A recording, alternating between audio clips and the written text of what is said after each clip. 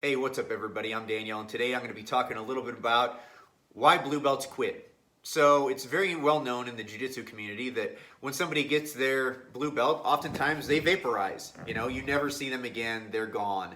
And so, why is that? Why is that? Why do we see so many blue belts vanish? So, I'll give you the rundown of what I have seen in the past, and then if you have different experiences or different stories, you can put them in the comments below, and I'll read them. And I read all the comments, so let me know. Let me know what you've seen, if you've seen something different, if you've seen the same. So let's just get into it. The first reason why I have seen blue belts quit is they've already achieved the level they've desired. So the vast majority of people who start jiu-jitsu start for self-defense. It is to feel comfortable and confident on the street, in street altercations. So as a blue belt, you have takedowns, you have a good game plan on the bottom, you have a good game plan on the top, you have a good knowledge of all of the positions around a person, and you feel very good about your chances in a street altercation that's unarmed, which absolutely you are. You are going to be very, very good at street altercations. I mean, that's just the way it is. I've heard some arguments about, oh, well, what about sport jiu-jitsu? It's not street-based, blah, blah, blah, blah, blah. And I will tell you that I spent 8 years in patrol in a municipal police department. I had many, many altercations, and I never once saw a reasonable counter to any jiu-jitsu move that I ever did, ever, except for pulling a weapon, okay? That's the only thing I ever saw. And I have also been to a variety of gyms around the nation, whether it's Gracie Jiu-Jitsu, sport jiu-jitsu, competition-based, whatever. I've been to them, and I can tell you the blue belts that I have gone to, every single gym that I've ever been to, have been tougher than the guys that I have encountered on the street. And anyway, that's my 2 cents on it. At blue belt, you know you are confident on the street, and that's what you came here to do. So that's reason number one. Reason number two is the next belts seem like an insurmountable task.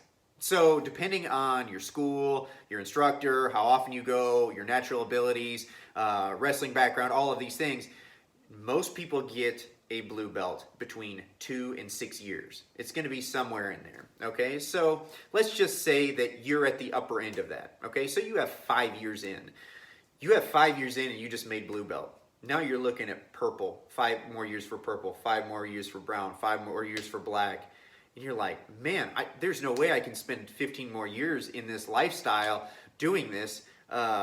It seems like too far away. I'm just going to quit. And anybody who's done any hard training or anything like that knows that most people quit when they see something that they see as going to be extremely painful or an insurmountable task. So I think that's what the blue belts are looking ahead, and they're saying, man, 5 more years to be a purple belt? Man, I just don't see that happening. And which kind of leads into the third thing. So you see this as an insurmountable task, and then you have this ego, imposter syndrome, insecurity medley of things that the blue belts go through. Ultimately, ego. So when a blue belt gets his shiny new blue belt and he comes into the gym, what do you think 3-stripe white belt's going to do whenever they go roll? Yeah, he's going to try to tap out that blue belt.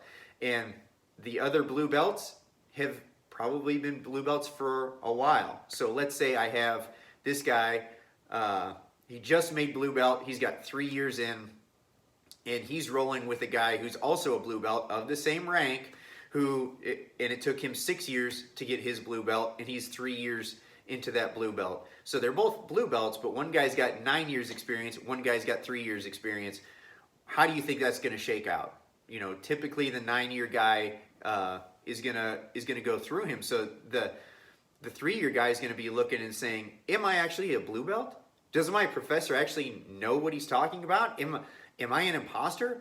Do I need to guard this blue belt and make sure that nobody knows that I'm actually not as good as what everybody thinks I do? In reality, of course, no one actually cares. But this is what's going on inside the mind oftentimes of a blue belt. And then to make matters worse, a lot of times the upper belts will treat them differently than a white belt as well. And so when you have a blue belt and you're going with, let's just say, a brown belt, the brown belt will probably put a little bit more pressure on you than when you were a white belt, maybe move a little quicker, maybe use a little bit more physicality than when you were a white belt. And so now the blue belt, the brand new blue belt's thinking, man, am I getting worse? Like, I used to do pretty well against this brown belt when I was a 3-stripe white belt, but now the brown belt's putting more pressure on, and he's like, I think I'm getting worse. Like, I used to be better than this. And that's something for upper belts to know, like, man, you got to throw the guy a bone. Like, when you know that a blue belt, a guy just turned blue belt especially, man, throw the guy a bone. Let him work. Let him get in a dominant position. Let him get in a position where he can actually gain a submission.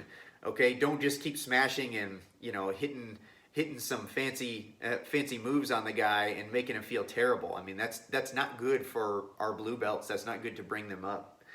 And then, so ego. And then the last two are something that we all know about, and that makes people quit at every belt level, but especially at white and blue, and that is life and injury. So life, you have a new job, you have a new wife, you have kids, you have this, you have that. All of these things happen in life, and you walk away for a while, and then whenever you come back, a lot of times, especially as a blue belt, you come back, you got some color around your waist, and then the white belt smash you because you've walked away for 8 months. That's really hard on your mentality.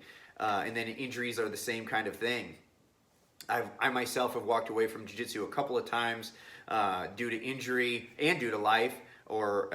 And when you come back from an injury, a lot of times you feel so, you don't know how well things are going to hold up. And you have to really trust your training partners that they'll let you tap whenever they have you in a position, whether it's your knee or your back or your neck or whatever it is. You know, you don't know exactly how it's going to hold up. And so a lot of times that uncertainty can lead you to just be like, you know what, this just is not worth it anymore.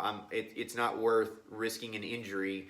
And a lot of times too, our own ego, speaking of ego, our own ego doesn't want to tell the other guy, like, hey man, if you get me in a neck crank, like, give me a second to tap out, or, you know, just please, I'll acknowledge it and then just let go, and then we'll just keep going or whatever. Our ego a lot of times won't let us do that. But anyway, those are the things that I have seen the most as far as blue belts quitting. If you have your own stories, or if you have different reasons than what I have seen, or see something that I haven't seen, I'm still learning. I'm learning every day. If you have something to add to the conversation, please let me know. I read the comments, and I would love to know what your point of view is.